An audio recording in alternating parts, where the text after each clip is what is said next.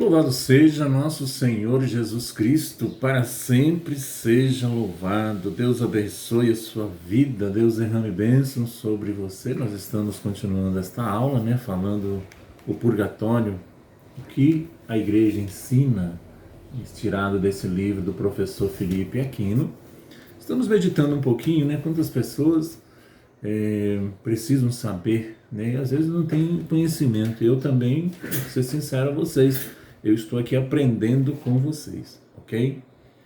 Hoje nós vamos pedir o Espírito Santo, é claro, Vinde Espírito Santo, enchei os corações dos vossos fiéis e acendei neles o fogo do vosso amor. Enviai o vosso Espírito e tudo será criado e renovareis a face da terra. Oremos. Ó Deus, que instruístes os corações dos vossos fiéis, pela luz do Espírito Santo, vem sobre nós nesse instante, sobre esta aula, sobre esse tema de hoje, o purgatório na liturgia da igreja. Amém. Em nome do Pai, do Filho e do Espírito Santo. Amém. A liturgia antiga da igreja, ela nos mostra coleções de preces litúrgicas com o costume de orar pelos falecidos, pelos defuntos, Primeiro, o Didaquê, doutrina atribuída aos 11 apóstolos, redigida nos primeiros dezênios do século III para o uso dos cristãos da Síria ordena. Ao fazerdes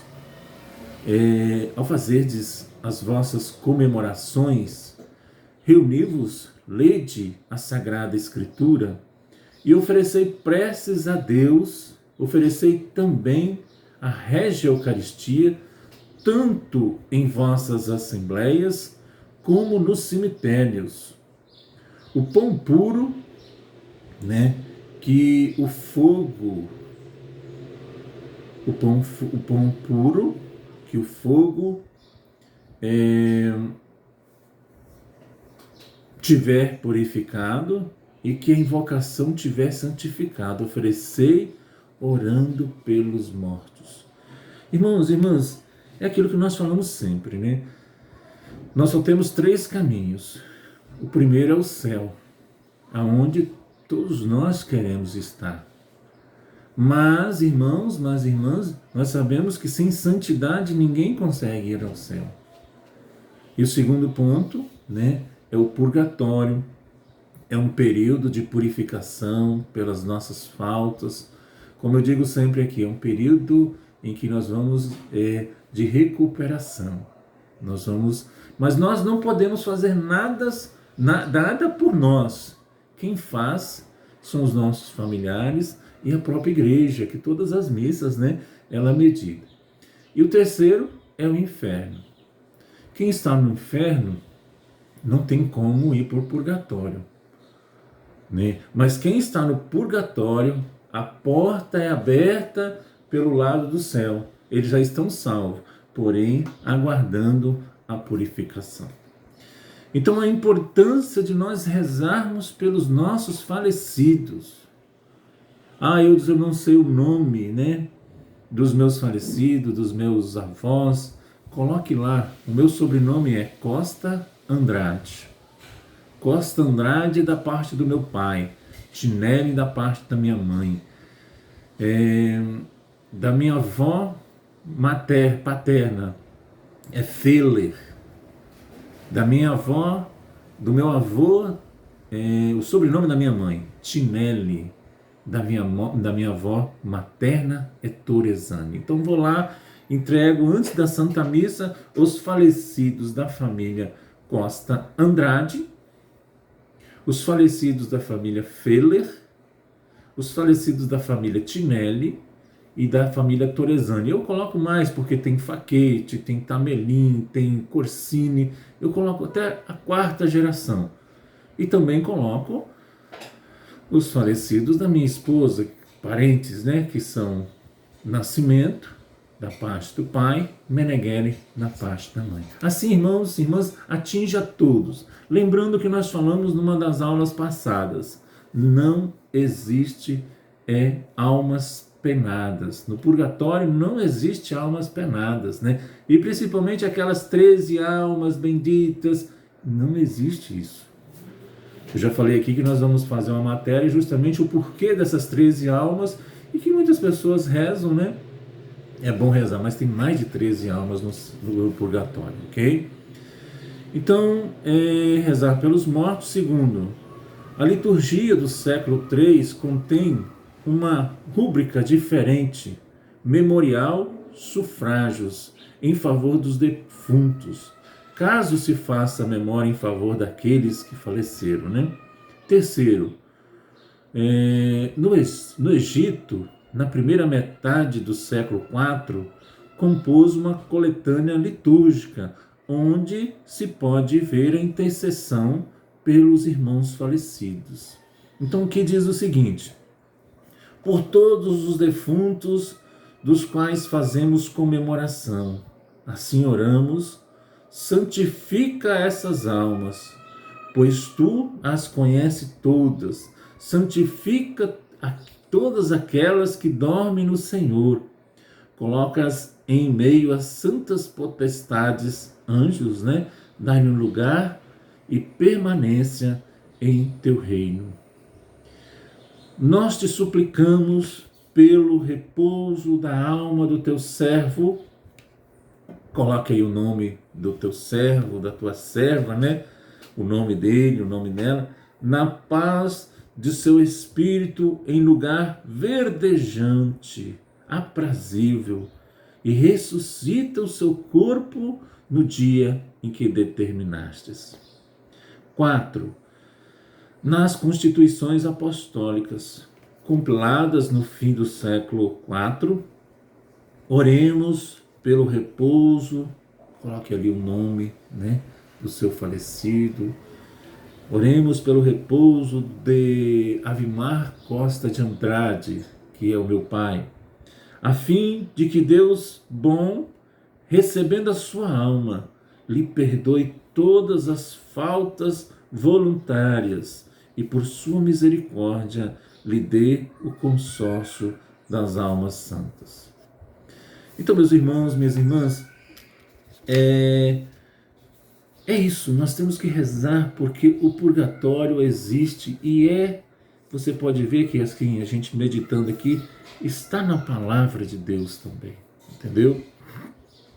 O purgatório, na arqueologia, as inscrições funerárias dos antigos cemitérios cristãos atestam como o costume muito vivo de orar pelos mortos, né? Eu quero aqui abrir aqui e falar um pouquinho. Quantas vezes nós vamos no cemitério? Numa cidade lá em São Gabriel da Palha, nós fizemos uma evangelização justamente no dia de finados. O foco era não os mortos, e sim as pessoas que estavam vivas. E o cemitério de São Gabriel da Palha, eu digo você, de Marilândia também é muito bonito, né? Mas as catatumbas são perfeitas. Ah, morreu, acabou. Não, gente. Morreu, acabou, não. Aquele corpo que está enterrado ali dentro daquele cemitério é templo do Espírito Santo. Entendeu? Aquele corpo que está lá no cemitério recebeu a unção dos enfermos, comungou Jesus Cristo, foi batizado, recebeu oração e é morada de Deus. Entendeu? Então, eu quero aqui falar para você que tem alguém enterrado, não deixe bagunçado não, gente. A gente vai em alguns cemitérios que eu vou falar assim, é relaxo. Você vê as pessoas relaxadas, você vai lá no cemitério. Fecha parênteses. O purgatório, né? É chamado, no final do século II, atesta o seguinte: Adércio era bispo de Hierápolis, na Frígia, né, Ásia Menor, mandou esculpir uma pedra nos dizeres a serem colocados em seu túmulo. Ali aparecem alguns traços biográficos que terminam com a seguinte advertência: mandei escrever essas coisas ao Adércio na idade de 72 anos. O irmão que as compreender, queira orar por Adércio. Por volta do ano de por volta de 268, foi gravada no cemitério de Priscila, em Roma, a seguinte inscrição: Este túmulo, Hiperárquio preparou para a benemerita esposa Albinula, Deus alivie o seu espírito. No mesmo cemitério também, lê em outro túmulo, a seguinte prece atribuída à defunta ali sepultada: Rogo-vos, irmãos, todas as vezes que aqui vierdes a orar e a rogar insistentemente ao Pai e ao Filho. Lembrai-vos da cara ágape, a fim de que Deus Todo-Poderoso, grande ágape pelos séculos. Uma inscrição de Alexandria, no Egito, dizia que o Senhor se recorde na dormição, da morte, do repouso de Macra, a muita meiga, aquele que lê, ore por ela.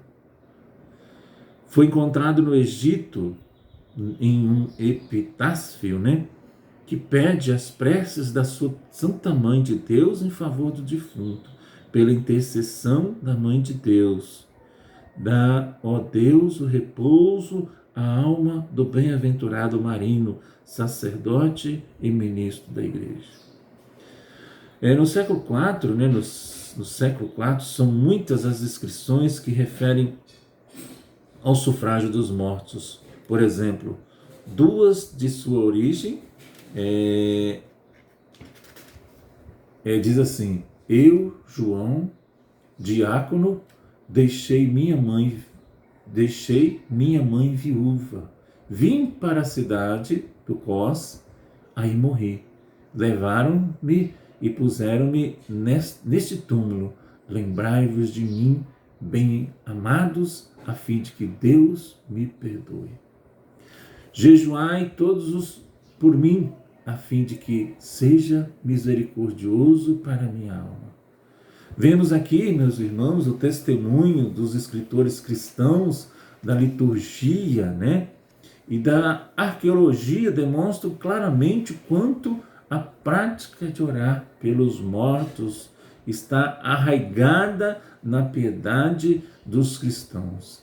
Isso mostra a certeza do purgatório. Eu desde já quero pedir a vocês, se um dia eu falar assim, o Eudes morreu, reze pela minha alma. Ah, mas o Eudes está salvo, pregar a palavra dele, neca de pitibiriba. Reza pela minha alma. Entendeu?